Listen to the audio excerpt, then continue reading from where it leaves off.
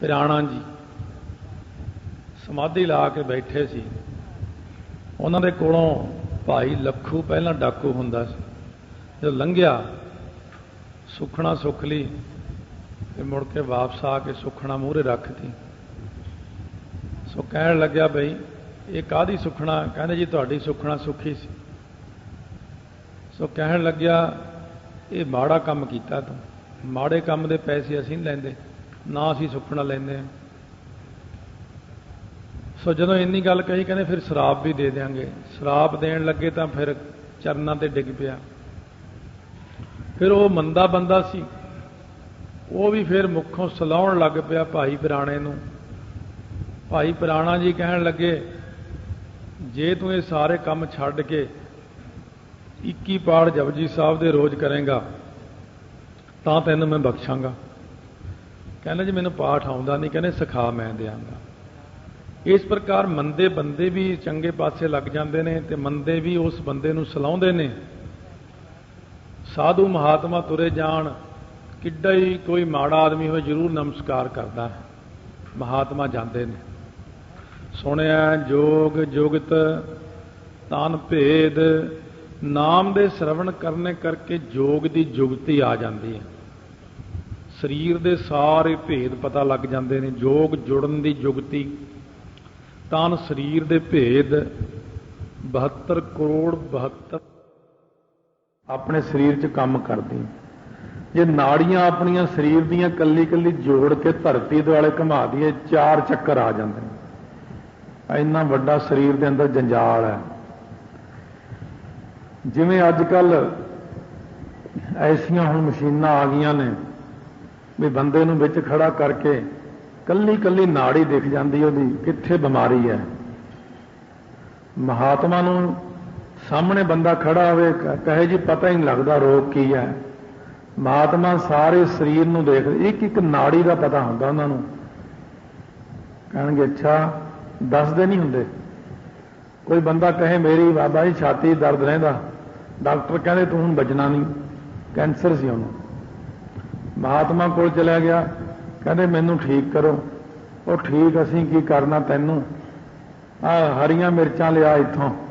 हरियां मिर्चां का एक बुक भर लिया उन्हें, कुंडे सोटे च पा के रगड़िया, रगड़ के महात्मा खा गए सारियां मिर्चां। कहने जा जा जाके अपना काम करया कर, कुछ नहीं हुंदा तैनूं, दौड़ जा। वो तुरे जांदे रस्ते च बंदे नूं उल्टी आ गई। जां उल्टी च देखदा कि वो हरियां मिर्चां उहदी उल्टी च आ गईयां सारियां। खादियां महात्मा ने, निकलियां उधर ने, यह कोई हिसाब नहीं है। चंगा भला हो गया बंदा, वो ठीक हो गया। सो इस करके महाराज कहते ने ये जिहड़े जोग दीयां जुगतियां ने, शरीर दे भेद ने, ये नाम दे श्रवण करके सुते ही अंदरों पर्दे खुलने शुरू हो जाते हैं। मूलाधार पड़दा, सो जिहड़ा रीढ़ की हड्डी के बिल्कुल थल्ले जाके आउंदा, जोड़ दे विचकार, सो मूलाधार है। ये जिहड़ा मूलाधार पड़दा है, आम हिंदू मतां विच भी इहदा जिक्र आउंदा, वैसे अभ्यासियां नूं भी दिखण लग जांदे ने। इत्थे वैसे गणेश दा वासा उन्हां ने मन्निया, लाल रंग, 5 पत्रे ने इहदे। जदों अभ्यास करदे अभ्यासी तां उन्हां नूं पता लगदा इस गल दा। सो इस करके इहदा जिहड़ा रंग लाल है, सादा लाल रंग। इस तरह यह शरीर के अंदर जोग दियां जुगतियां करके तन दे भेद पता लगते हैं इंसान नूं कि अंदर मेरे की है। सो इस प्रकार इहदे उत्ते जिहड़ा सुधाराष्टान चक्कर आउंदा है काम कुंडे के उपरले पासे, उस चक्कर दे विच 6 पत्ते ने, 6 पत्रे हैं। सो उहदा जिहड़ा रंग है वो फिर आ करके पीला रंग है। उत्थे उन्होंने वासा मन्निया आके ब्रह्मा का, सृष्टि की उत्पत्ति का। ब्रह्मा का वासा, ये रंग, इन्ने चक्कर, ये सारिया चीज़ां। फिर धुनी दे विच वासा मन्निया आ करके इन्होंने विष्णु का, जिहड़ा विष्णु का वासा है, जिथे आ करके उन्होंने चक्कर आउंदे ने। पहला ये 5 पत्रे ने, फिर 6 ने, फिर 4, ये पत्रे हुंदे ने अंदरले पासे, दिखते नहीं हैं, ये गुप्त रूप दे विच। ते इत्थे आ करके जिहड़ा वासा मन्निया है, पहला लाल लाल आउंदा, फिर पीला, फिर नीला, धुन्नी दे विच नीला रंग दिखदा। ये सिर्फ जिहड़ा संग च कोई अभ्यासी बंदा बैठा हुंदा उहनूं ज्ञान हुंदा, आम बंदे नूं इन्हां चीज़ां दा ज्ञान नहीं हुंदा। जां जिहदी दिव्य दृष्टि खुलदी जदों, उदों ये रंग सामने आउंदे ने, लाल रंग, फिर पीला रंग, फिर नीला रंग। इन्हें आ करके 5 चक्कर, फिर 6 चक्कर, फिर 4 चक्कर, ये जिहड़े आउंदे ने पत्रे आउंदे ने, दल कहंदे ने, इन्हां नूं दल भी कहंदे ने। दल दा अर्थ ही पत्रे हुंदा। रंग आ गया, वासा किसदा है। उस तो बाद जिहड़ा है इहनूं मणिपूरक चक्कर कहंदे ने, जिहड़ा धुन्नी दे अंदर है। मणिपूरक तो बाद हिरदे च अनाहत चक्कर आउंदा है। सो हिरदे कमल दे विच शिवजी का वास मन्निया, पर महाराज कहने हिरदय कमल मह हर का वास। इत्थे वैसे हरि का वासा है। इत्थे 12 पत्रे ने, ਇਹਦਾ चिट्टा रंग है। ये चिट्टा रंग जदों अभ्यासी अभ्यास करते हैं, कदे खुलना शुरू हो जाए सारा चक्कर, तो फिर चिट्टा रंग इत्थे नजर आउंदा। इस तो बाद हिरदे तो बाद विशुद्ध चक्कर आउंदा, जिहड़ा कंठ दे विच अपने, ਇਹਦੇ 16 पत्रे ने। ਇਹਦਾ सावा रंग है, थोड़ा थोड़ा हरा जिहा रंग है ਇਹਦਾ। ਇੱਥੇ जीव ਦਾ वासा है। फिर इस तो बाद ਜਿਹੜਾ ਅੱਗੇ ਆਉਂਦਾ त्रिकुटी तो थले आग्या चक्कर, नक की जड़ ਦੇ ਵਿੱਚ, ਇਹਦਾ गूढ़ा लाल रंग है। गूढ़ा लाल रंग ਤੇ ਇੱਥੇ सिर्फ 2 ही पत्रे ने, ਤੇ ਇੱਥੇ गुरु ਦਾ वासा ਮੰਨਿਆ। ਇਉਂ ਇਹ 6 ਚੱਕਰ ਜਿਹੜੇ ਨੇ, पदम ते निर्वाण 2 चक्कर जोगियां ने होर भी मन्ने ने, पर उन्हां दी लोड़ जोगियां नूं ज़्यादा रहिंदी। तो गुरु नानक देव जी जोगियां नाल ही तां वार्तालाप कर रहे हैं, सिद्धां नाल तां चर्चा हो रही है। इस करके उन्हां नूं दस्सण वास्ते कहंदे ने, जिन्नी तुहानूं देर लगदी आ ना, हज़ारां बरस लग जांदे ने इन्हां चक्रां नूं साधण वास्ते, पर नाम दे सुनने करके सुते सिद्धि ये चक्कर खुलने शुरू हो जाते हैं। जोग दियां जुगतियां, शरीर दे भेद अंदरों पता लगन लग जाते हैं, क्योंकि अपने च किसी ने कीता तां हुंदा नहीं। आम लोग जिहड़े ने बई मशीनी जे सिख हुंदे ने, बने बनाए सिख, अमर छक लिया, इधरों तो 2-4 किताबां पढ़ियां।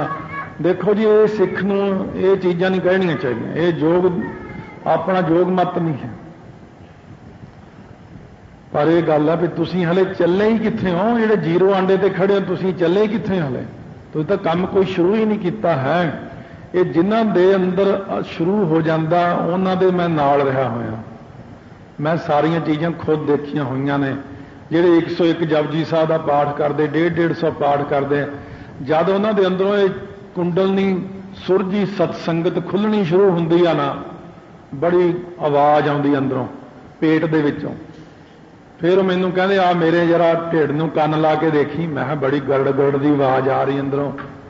मैं कहा तू डॉक्टर तो दवाई लै, तेरा तो काम खराब होया, मैनूं तां लगदा तैनूं कोई अंदरों पेट 'च नुक्स पै गया। वो अग्गों हੱਸਣ लग पिया, कहना ये वो चीज़ नहीं है, मैं तो तैनूं दिखाया, मेरी कुंडल नहीं खुलण लग पई है। मैनूं हुण की पता कुंडल ने की हुंदी। हौली हौली करदियां करदियां जदों उहदी अवस्था इन्नी उच्ची चली गई, सारे चक्कर पार कर गया। हुण सानू आवाज़ दिया करे कमरे विचों, आई जरा गल सुनी। असीं कमरे जाना, खब्बा सज्जा देखना, इत्थे हुण आवाज़ मारदा सी, पता नहीं किधर नूं चलिया गया। जद असीं वापस मुड़न लगना, उहने पिछले पासों सिर 'च साडे थोला जिहा मार के कहना, ओए मैं तां तुहाडे इत्थे पिछे खड़ा सी। सानू किन्नी देर ना पता लग्या इहदी अवस्था किन्नी बन गई। महापुरुषां ने दस्सिया, कहंदे ये खड़ा खड़ा गुप्त हो जाता, अलोप ही हो जा करे खड़ा खड़ा। सो यही जी अवस्था के मालक बनते हैं जदों सुनिया जोग जुगत तन भेद। और गुरसिख वास्ते ये मामूली गल्लां ने, ये चक्कर बिन्नणे जोगियां लई ये बहुत वड्डी गल है।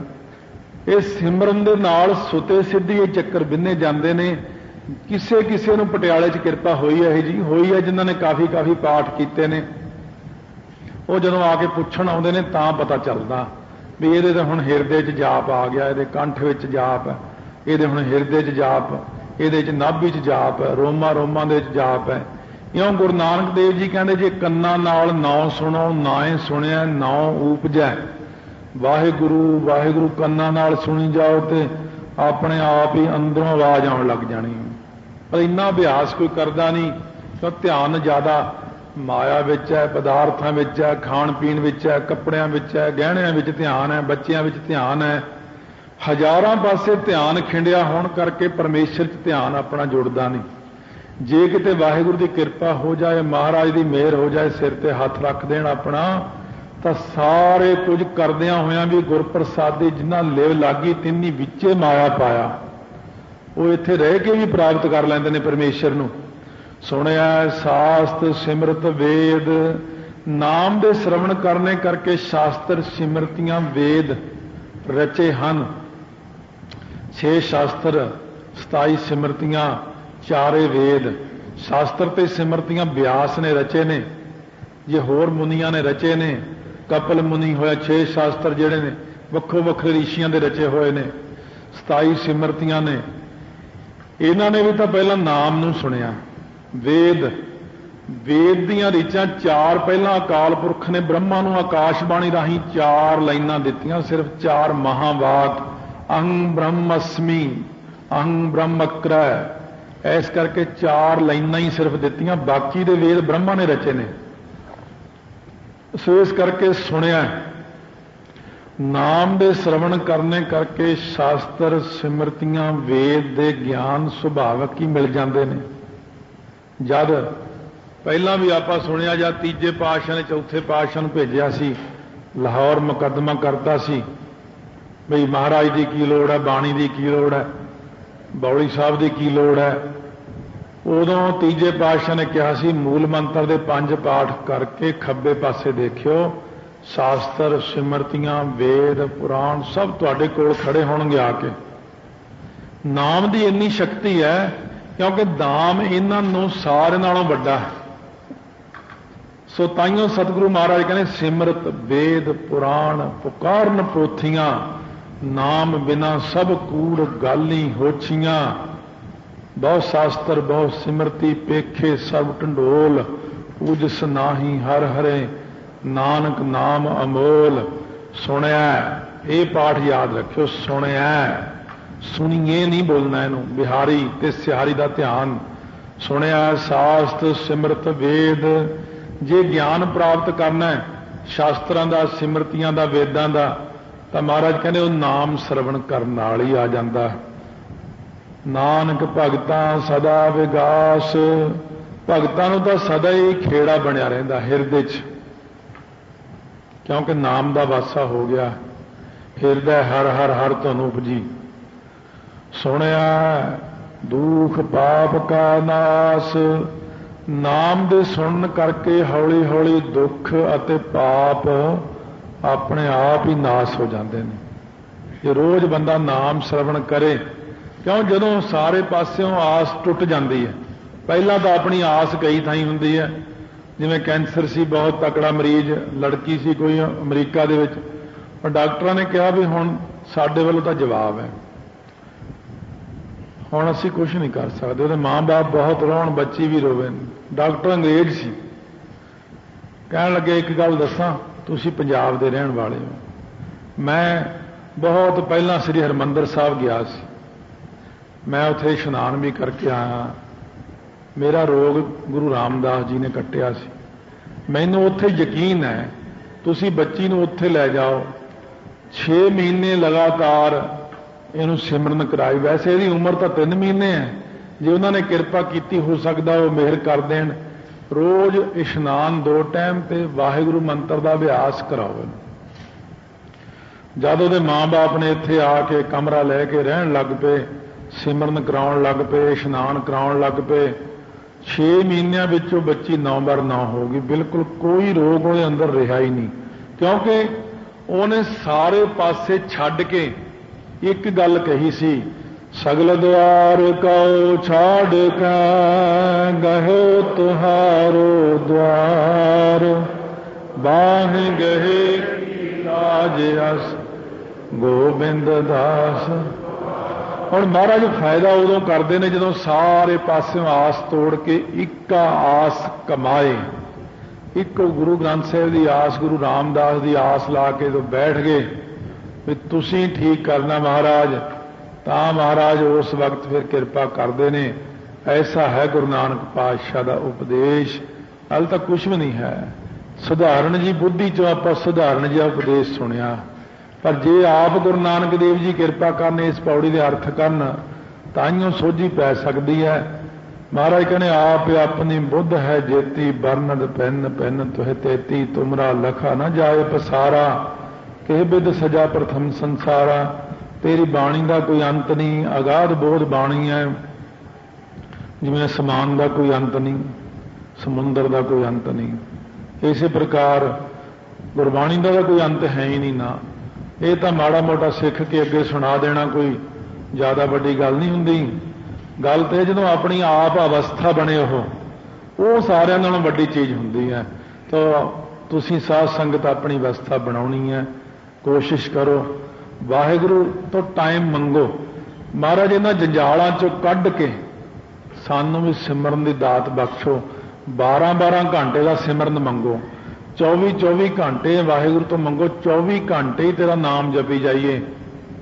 ਜਿੰਨਾ ਮੰਗ ਲਓਗੇ ਮਹਾਰਾਜ ਓਨਾ ਹੀ ਦੇਣਗੇ। ਮਹਾਰਾਜ ਕਹਿੰਦੇ ਗੁਰ ਸੇਵਾ ਤੇ ਨਾਮੇ ਲਾਗਾ। ਜੇ ਗੁਰੂ ਦੀ ਸੇਵਾ ਕਰੋਗੇ ਤਾਂ ਨਾਮ ਦੇ ਨਾਲ ਜੁੜ ਜਾਓਗੇ। ਸੋ ਸਤਿਗੁਰੂ ਮਹਾਰਾਜ ਕਹਿੰਦੇ ਇਸ ਕਰਕੇ ਸੇਵਾ ਕਰੋ, ਸੋ ਫਿਰ ਸਿਮਰਨ ਵੀ ਕਰੋ। ਸਿਮਰਨ ਵੀ ਉਹਦੀ ਸੇਵਾ ਹੈ। ਸੰਤ ਕੀ ਸੇਵਾ, ਗੁਰ ਕੀ ਸੇਵਾ, ਨਾਮ ਧਿਆਈ ਹੈ। ਨਾਮ ਧਿਆਉਣਾ ਹੀ ਵੱਡੀ ਸੇਵਾ ਹੈ। ਵਾਹਿਗੁਰੂ ਵਾਹਿਗੁਰੂ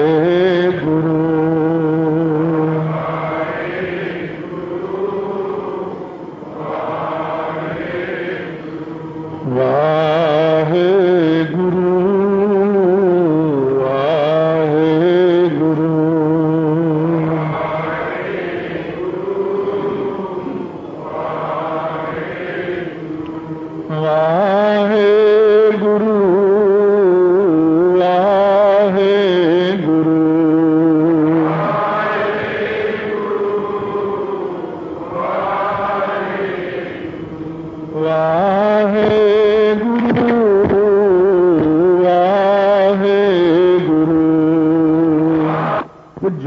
ਜੁਗਤੀਆਂ ਵਿੱਚ ਇੱਕ ਚੀਜ਼ ਇਹ ਵੀ ਦੇਖਣ ਵਿੱਚ ਆਉਂਦੀ ਹੈ ਕਿ ਧਾਰਨਾ ਧਿਆਨ ਜਿਹੜਾ ਹੈ, ਧਿਆਨ ਕਰਦੇ ਨੇ ਜੋਗੀ ਲੋਕ, ਜਿਹੜਾ ਕਿ ਨਾਮ ਦੇ ਨਾਲ ਹੀ ਬਣ ਜਾਂਦਾ ਆਪਣਾ ਧਿਆਨ। ਕਿਸ ਤਰ੍ਹਾਂ ਦਾ ਧਿਆਨ? ਉਹਨਾਂ ਦੀ ਇੱਕ ਧਾਰਨਾ ਹੁੰਦੀ ਹੈ। ਉਹ ਕਈ ਸਾਲ ਖੜੇ ਹੋ ਕੇ ਇੱਕ ਤਪੱਸਿਆ ਕਰਦੇ ਨੇ, ਆਪਣੇ ਗੋਡਿਆਂ ਤੱਕ ਧਰਤੀ ਦਾ ਧਿਆਨ ਕਰਕੇ ਉਹ ਤਪੱਸਿਆ ਕਰਦੇ ਨੇ। ਧਰਤੀ ਦਾ ਧਿਆਨ, ਲੱਕ ਤੱਕ ਫਿਰ ਧਿਆਨ ਕਰਦੇ ਨੇ ਪਾਣੀ ਦਾ, ਫਿਰ ਖੜ ਜਾਂਦੇ ਨੇ ਸਮਾਧੀ ਲਾ ਕੇ ਜਾਂ ਬੈਠ ਜਾਂਦੇ ਨੇ, ਧਿਆਨ ਕਰਕੇ ਬੈਠਦੇ ਨੇ। ਨਾਭੀ ਆਪਣੀ ਧੁੰਨੀ ਤੱਕ ਉਹ ਧਿਆਨ ਕਰਦੇ ਨੇ ਅਗਨੀ ਦਾ। ਫਿਰ ਇਸ ਤਰ੍ਹਾਂ ਕਈ ਸਾਲ ਲਾ ਦਿੰਦੇ ਨੇ, ਸਿੱਧੀ ਕਰਦੇ ਨੇ ਇਹਦੀ। ਫਿਰ ਗਲ ਤੱਕ ਪਾਉਣ ਦਾ ਧਿਆਨ ਕਰਦੇ ਨੇ, ਫਿਰ ਬੈਠੇ ਰਹਿੰਦੇ ਨੇ, ਫਿਰ ਬੈਠਦੇ ਨੇ। ਦਸਮ ਦੁਆਰ ਦੇ ਵਿੱਚ ਧਿਆਨ ਲਾ ਕੇ ਆਕਾਸ਼ ਦਾ। 5 ਤੱਤਾਂ ਦੀ ਧਾਰਨਾ ਦੀ ਸਮਾਧੀ ਲੱਗਦੀ ਹੈ ਵੱਖਰੀ ਵੱਖਰੀ। ਇਹ ਕਈ ਸਾਲਾਂ 'ਚ ਸਿਰੇ ਲੱਗਦੀ ਗੱਲ। 2-2 3-3 ਸਾਲ ਲਾ ਕੇ ਉਹ ਧਿਆਨ ਕਰਦੇ ਨੇ। ਹੁਣ ਉਹਨੇ 5 ਤੱਤਾਂ ਦੀ ਸਾਧਨਾ ਕੀਤੀ ਜਿਹੜੀ, ਜੇ ਉਹ ਬੰਦੇ ਨੂੰ ਧਰਤੀ ਵਿੱਚ ਦੱਬ ਦਈਏ ਤਾਂ ਦੱਬਿਆ ਨਹੀਂ ਜਾਂਦਾ, ਕਿਉਂਕਿ ਉਹਨੇ ਧਰਤੀ ਦੀ ਸਾਧਨਾ ਕੀਤੀ ਹੋਈ ਹੈ।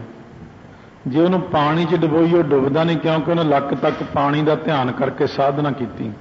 ਜੇ ਉਹਨੂੰ ਅੱਗ ਵਿੱਚ ਸੁੱਟ ਦਈਏ ਉਹ ਸੜਦਾ ਨਹੀਂ, ਕਿਉਂਕਿ ਨਾਭੀ ਤੱਕ ਅੱਗ ਦਾ ਧਿਆਨ ਕੀਤਾ ਹੋਇਆ। ਪਾਉਣ ਦੇ ਵਿੱਚ ਉੱਡਦਾ ਨਹੀਂ, ਪਾਉਣ ਉਤੇ ਅਸਰ ਨਹੀਂ ਪਾਉਂਦੀ, ਕਿਉਂਕਿ ਗਲ ਤੱਕ ਪਾਉਣ ਦਾ ਧਿਆਨ ਕੀਤਾ। ਆਕਾਸ਼ ਦੇ ਵਿੱਚ ਉੱਡਣ ਲੱਗ ਜਾਂਦਾ, ਕਿਉਂਕਿ ਉਹਨੇ ਆਕਾਸ਼ ਦਾ ਧਿਆਨ ਕੀਤਾ। ਇਹਨੂੰ ਕਹਿੰਦੇ ਨੇ ਯੋਗ ਜੁਗਤ। ये योग की एक जुगती है। पर गुरु नानक देव जी कहते ने कि जिहड़ा नाम दा सुनना ना, सुनन दे नाल ही गुर का बचन बसै जी नाले, जल नहीं डूबै तस्कर नहीं लेवै, भाहे न साकै जाले। जिहड़ा गुरु दा शब्द दा अभ्यास करना है, ਇਹਦੇ ਨਾਲ ਸੁਤੇ ਸਿੱਧੀ ਉਹ ਬੰਦੇ ਨੂੰ ਧਰਤੀ 'ਚ ਦਬ ਤੋਂ ਦੱਬਿਆ ਨਹੀਂ ਜਾਂਦਾ, ਪੌਣ ਅੜਾ ਨਹੀਂ ਸਕਦੀ, ਆਕਾਸ਼ ਵਿੱਚ ਉਹ ਉੱਡਣ ਲੱਗ ਜਾਂਦਾ, ਅੱਗ ਸਾੜ ਨਹੀਂ ਸਕਦੀ, ਪਾਣੀ ਉਹਨੂੰ ਰੋੜ ਕੇ ਨਹੀਂ ਜਾਂਦਾ। ਭਾਈ ਬਿਧੀ ਚੰਦ ਮੱਚਦੇ ਭੱਠ 'ਚ ਵੜ ਗਏ ਪਰ ਨਾਮ ਦੇ ਆਸਰੇ ਬਚ ਗਏ। ਭਾਹੇ ਬਲੰਦੜੀ ਬੁਝ ਗਈ ਰਖੰਦੜੋ ਪ੍ਰਭਾਵ। ਸੋ ਸਤਿਗੁਰੂ ਮਹਾਰਾਜ ਸੱਚੇ ਪਾਤਸ਼ਾਹ ਫਰਮਾਉਂਦੇ ਨਾਮ ਦੇ ਸ਼ਰਵਣ ਵਿੱਚ ਹੀ ਇੰਨੀ ਸ਼ਕਤੀ ਹੈ कि श्रवण करन दे नाल ही सुनिया सत संतोख ज्ञान। पहला तो सुनन तो पता लगता सत, सत प्रतगी होना। पुराणियां विचों कुछ साखियां आ जाणगियां, कुछ नव्यां विचों आ जाणगियां। पुराणियां साखियां विचों कुछ राजा दशरथ, भृगु, दलीप राजा, रघु राजा, यह जे राजे सती पुरुष होए ने, जिन्हों का एक ये चीज़ है कि प्राण जाए पर वचन ना जाए। जिहड़ी गल कर दिती वो जानी नहीं चाहिए, वचन करे तो खिसक जाए, बोले सब कच्चा। वो जिहड़ा कच्चा आदमी है वो सती नहीं हुंदा। सत, सत रखना, सच प्रतगी होना, जिहड़ी गल कहती वो ते निभना, ਇਹਨੂੰ ਕਹਿੰਦੇ ਸਤ।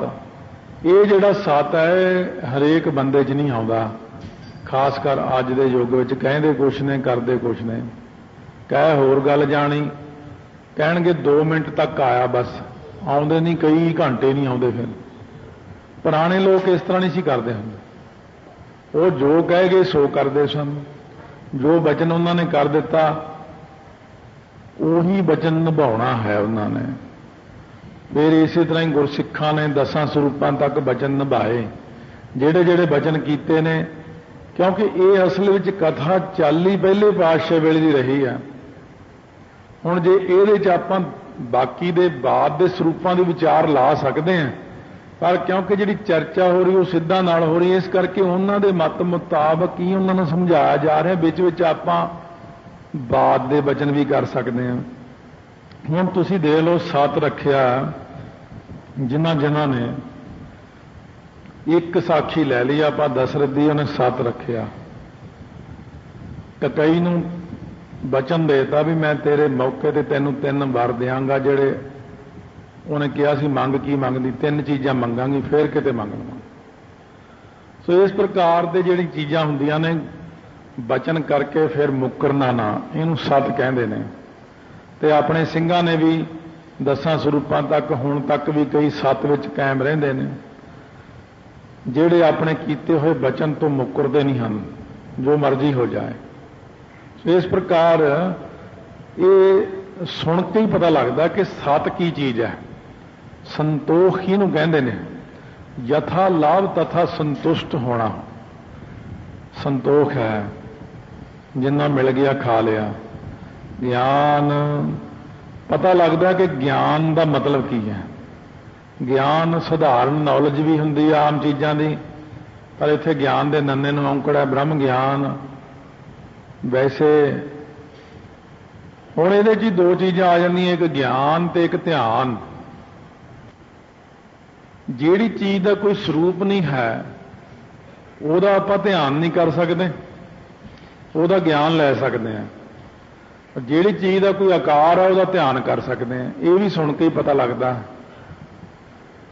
ਉਹੀ ਪੰਕਤੀ ਫੇਰ ਆਉਂਦੀ ਇੱਥੇ ਕਿ ਧਿਆਨ ਮੈਂ ਨਾ ਆਵੇ, ਜੋ ਧਿਆਨ 'ਚ ਆਉਂਦਾ ਹੀ ਨਹੀਂ ਉਹਦਾ ਤਾਂ ਫਿਰ ਗਿਆਨ ਹੀ ਹੈ। ਪਰ ਮਹਾਰਾਜ ਕਹਿੰਦੇ ਤਾਕੋ ਧਿਆਨ ਕੀਜੈ ਧਿਆਈ ਹੈ।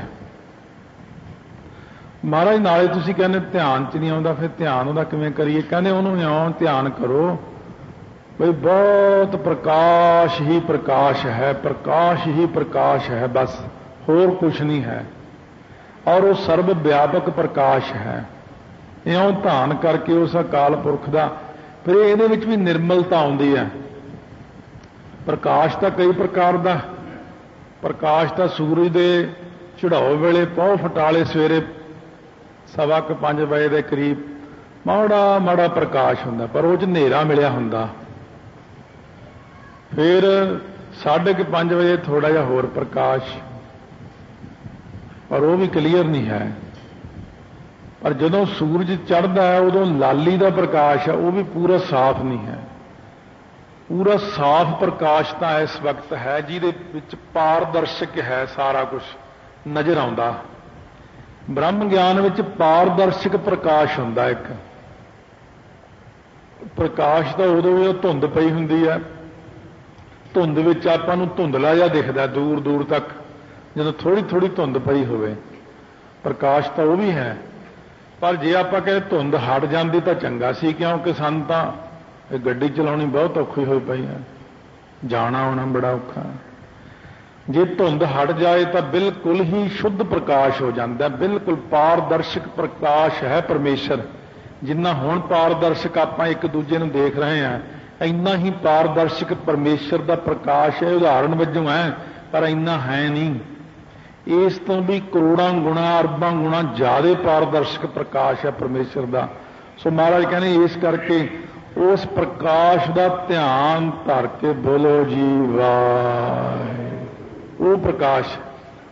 ਸੋ ਸਤਿਗੁਰੂ ਮਹਾਰਾਜ ਕਹਿੰਦੇ ਨੇ ਜੇ ਆਪਾਂ ਸਤ ਚਾਹੁੰਦੇ ਆ ਸਾਰੇ ਜਾਣੇ ਕਿ ਮੈਂ ਸਤ ਪ੍ਰਤੱਗੀ ਬਣਾ, ਮੇਰੀ ਜ਼ੁਬਾਨ ਦੇ ਉੱਤੇ ਸਦਾ ਸਤ ਰਹੇ, ਸੰਤੋਖ ਆਵੇ ਮੈਨੂੰ, ਮੇਰੇ ਹਿਰਦੇ 'ਚ ਸੰਤੋਖ ਬਣਿਆ ਰਹੇ, ਗਿਆਨ ਪ੍ਰਾਪਤ ਹੋਵੇ ਮੇਰੀ ਬੁੱਧੀ ਵਿੱਚ, ਸੰਤੋਖ ਹੋਵੇ ਮੇਰੇ ਹਿਰਦੇ ਵਿੱਚ, ਸਤ ਹੋਵੇ ਮੇਰੀ ਜ਼ੁਬਾਨ ਦੇ ਉੱਤੇ, ਤਾਂ ਫਿਰ ਸੁਣਿਆ।